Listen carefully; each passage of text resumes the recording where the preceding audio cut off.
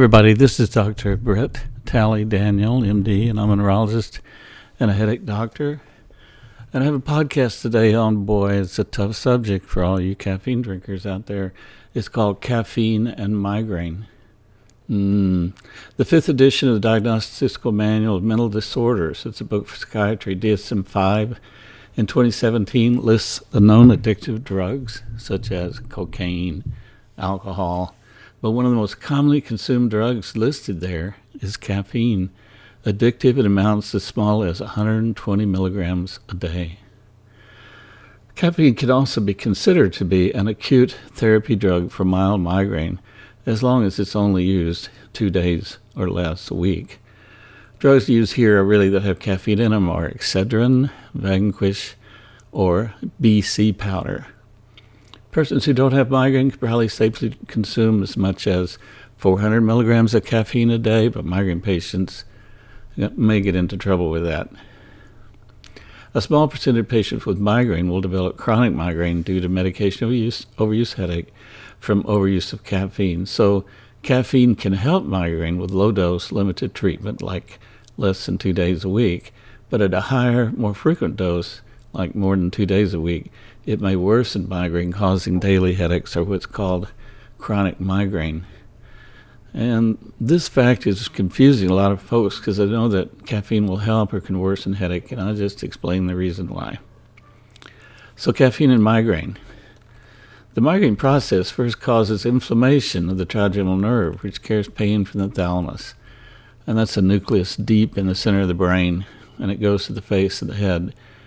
20 to 40 minutes later in the migraine process, the ganglia of the trigeminal nerve and the cerebral arteries start releasing the inflammatory neurochemicals, neurokinin A, substance P, and CGRP in the brain, which cause cerebral arterial vasodilatation and inflammation of the trigeminal nerve, the arteries, and the thalamus.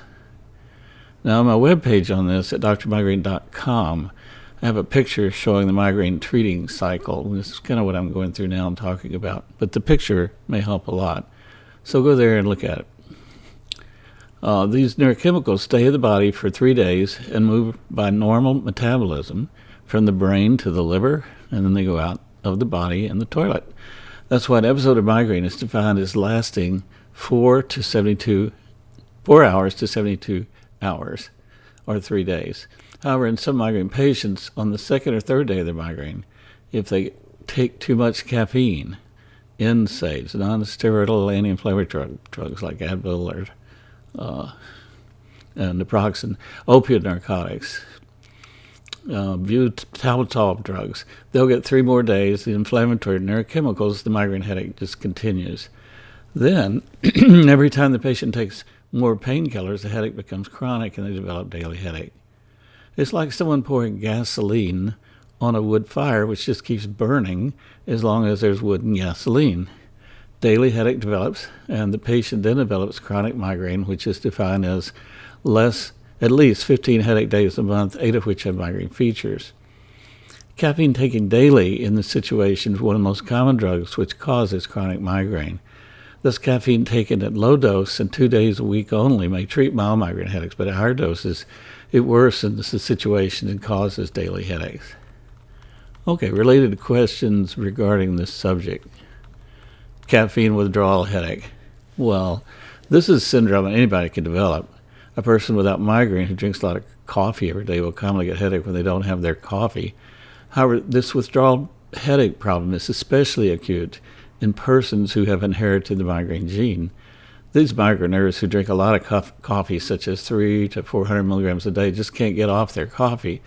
They have found from bitter experience it is too painful, not worth it. They don't even try because their withdrawal headaches are too severe. Headache doctors treating these patients usually need to provide what's called bridge therapy to get them off, such as a week of prednisone, a Medrol dose pack for about 5 days, or the use of Migranol, which is a DHE drug, a nasal spray, or intramuscular DHE, so the patient can use that and get through it. And it usually takes about 10 to 14 days to detox someone off of caffeine who has chronic migraine and medication overuse headache. All right, what are the other symptoms of caffeine withdrawal? Criterion for caffeine withdrawal are prolonged daily use of caffeine in excess of 250 milligrams a day and the development of 5 or more of the following signs during or shortly after caffeine use. I'm just going to list these things. Headache, fatigue, restlessness, nervousness, excitement, insomnia, a flushed face, diuresis, which means excessive urination, gastrointestinal disturbance, muscle twitching, rambling flow of thought and speech, tachycardia or cardiac arrhythmia, periods of inexhaustibility, psychomotor agitation, drowsiness, anxiety, depression, nausea, vomiting. So wow, listen to all those symptoms you can get for caffeine withdrawal there. And significant distress in social, occupational, and other important areas of functioning also go along with that. So if somebody's a secretary working, they're just not worth anything at the job during those days when they're getting off caffeine. Many chronic migraine patients with medication-induced headache say when asked to get off their drugs, "No problem, doctor, stopping my hydrocodone. I'll stop the Advil. Sure, I won't take butalbital or tramadol or codeine, but I just have to have my coffee." That's the hardest one to get people off, I swear.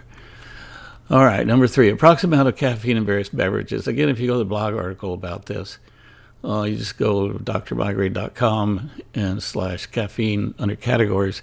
I have this all listed out there. I'm just going to give you samples out of this, not the whole thing, but one 16-ounce Starbucks Grande coffee has 550 milligrams of caffeine. Wow. A 7-Eleven Big Gulp Cola, which is 61 ounces, has 190 milligrams. At home, just regular, like Folgers, non-gourmet 8 ounces of coffee has 135 milligrams. Excedrin in 2 tabs has 130 milligrams. Instant caffeine coffee, 8 ounces, has 95 milligrams. The highest cola or over-the-counter drink, not just cola, is Mountain Dew, has 55 milligrams of caffeine, while Coca-Cola has 35. The problem is chocolate still has 20 milligrams of caffeine. I have a joke in my office because I'm a chocolate lover. You could just give all your chocolate to Dr. Daniel and do without it. It's a joke. Caffeine decaf gourmet, non-gourmet, has 5 milligrams, but decaf Starbucks still has 10 milligrams. And so patients will say, well, can I just take the decaf? Well, not really during the detox program. They really need to completely get off of caffeine during that time. That's why it's so hard. 4, what are the pharmacological effects of caffeine? Caffeine blocks adenosine receptors, which accelerate physiologic effects to occur. Adenosine is a neurochemical which impacts the sleep-wake cycle. Since caffeine blocks adenosine receptor, it promotes alertness. Don't we know that? Aren't those on those TVs, the stay-awake drug? You see people drinking coffee to stay awake. Adenosine is involved with calcium channels in muscle. When caffeine blocks adenosine receptors, there's increased strength and endurance of muscles. Adenosine causes dilatation of cerebral arteries, so if this effect is blocked by caffeine, you get vasoconstriction. And vasoconstriction of cerebral arteries is part of migraine. Caffeine is also a central nervous system stimulator. A point made by the coffee ads on TV, which call it the think drink. The duration of the effect of caffeine is 6 to 8 hours, but even one drink in the morning will interrupt sleep in some persons. Caffeine constricts smooth muscle found in arteries, the bladder, and the colon. It's an arterial vasoconstriction action which helps with mild migraine. Again, Excedrin, coffee, BC powder, Vanquish. And the smooth muscle effect also acts as a mild stimulant on the bladder, promoting urination, and in the colon, a bowel movement. Well, what's the effect of caffeine on medical conditions? Migraine, for instance. Well, how caffeine could directly help or worsen migraine has already been discussed, but there are other caffeine issues with migraine patients. In general, if you do a sleep study on migraine patients that have trouble sleeping, electrophysiologically, neurologists are taught there are 4 stages of sleep. Stage 1, 2, 3, 4. 4 is deep sleep, like a baby. 1 is light sleep. And migraine patients generally are in stage 1 or 2, which is light sleep. Yeah, and migraine patients usually there. So if they drink caffeine, that may prevent people from falling asleep easily and impact restorative, rapid eye movement sleep. Caffeine's effect on sleep may increase as you get older. Migraine patients can worsen their overall sleep patterns by drinking caffeine and not sleeping well. Now, comorbid is a term meaning two conditions occur more frequently than by chance. So a comorbid or morbid illness. Migraine is comorbid with depression 50% of the time, and with generalized anxiety disorder 40% of the time, and panic disorder 40% of the time. Depression and GAD, generalized anxiety disorder, according to the DSM-5 I mentioned at the beginning of this talk, each have insomnia as a cardinal diagnostic symptom. So then drinking caffeine then can worsen sleep, aggravate anxiety, depression, and migraine. Anxiety. Caffeine's most notable property is alertness, which with too much caffeine may pass over the line into feeling nervous. Some people drinking caffeine experience jitteriness, rapid speech, and an uneasy feeling. 1,000 milligrams of caffeine can cause, quote, caffeine-induced anxiety disorder, period, end of quotes. GI upset. Caffeine stimulates and clears the colon, may cause frequent bowel movements or loose stools within an hour of drinking coffee. Caffeine may then worsen Crohn's disease or irritable bowel syndrome. Alertness and sharper thinking. Studies have shown that caffeine can improve memory, which is helpful for testing at school or in the workplace. People feel wired on caffeine. Energy can be helpful for exercise. Caffeine plus carbohydrates increases glycogen in muscle, which is helpful for athletic endurance. You can have a rapid pulse, an elevated blood pressure. Too much caffeine can increase the resting pulse, a condition known as tachycardia, and give a fluttery feeling in your heart, like in your chest. High doses of caffeine can change the normal sinus rhythm into the dangerous stroke risk heart pattern of atrial fibrillation. That ain't good. Number 6, where did caffeine come from? Well, about 60 different plant species contain caffeine. And there are beans from 2 coffee plants, the Coffea arabica and Coffea canephora. It's also stored in tea leaves. In nature, it acts as a natural pesticide. A legend is that the Chinese emperor Shennong, 3000 BC, discovered tea when leaves fell into boiling water and a pleasant smelling, energy-producing drink resulted. The earliest evidence of coffee drinking comes from the 15th century. Sufi monasteries of the Yemen in Arabia. Coffee then spread to Egypt and North Africa, and by the 16th century was in Persia and Turkey. Then it spread to Italy and the rest of Europe, and coffee plants are brought by the Dutch to the East Indies and into the Americas. The cocoa bean residue was found in an ancient Mayan pot dated at 600 BC. Chocolate was consumed in a bitter drink called Xochitl, and it's spelled Xocolatl, and cocoa beans were used as currency in South America. Runge, R-U-N-G-E, in 1819, a German chemist isolated pure caffeine for the first time, calling it Kaffeebase, Kaffebase. In 1895, German chemist Fischer first synthesized caffeine from its chemical components and later derived the structural formula of caffeine, winning the Nobel Prize in 1902 for that work.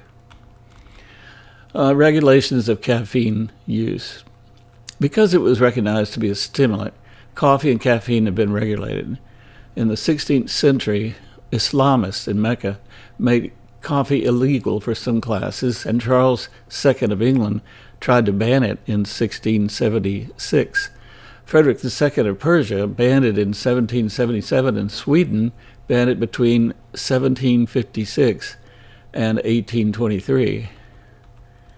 An early health scare occurred in the United States in 1911 when the government seized 40 barrels and 20 kegs of Coca-Cola syrup in Tennessee, alleging that caffeine was, quote, injurious to health, end quote. Although the judge ruled in favor of Coca-Cola, later caffeine was added to the Pure Food and Drug Act, stating that caffeine was a, quote, habit-forming, quote, deleterious substance which had to be listed on a product's label. Dr. John Pemberton, the pharmacist who invented Coca-Cola in 1886 in Atlanta, Georgia, originally marked it as a headache drug to treat migraine. It was sold over the counter as a headache drug for migraine. He called it a, quote, popular nerve tonic, stimulant, and headache remedy. Pemberton's French wine cola sold for 5 cents a glass at drugstores. John Pemberton. Okay, so that's the end of my talk here on caffeine. I hope it's helpful to you. Talked about how it can aggravate daily headache. It can be helpful for mild, weak headaches like migraine. But if you take it more than 2 days a week, some people get in trouble from it. And I went through the review of the history of that ending up with Coca-Cola. All right. If you would, please click subscribe and follow me at my webpage, drmigraine.com. God bless all you people. I'll see you again on another podcast.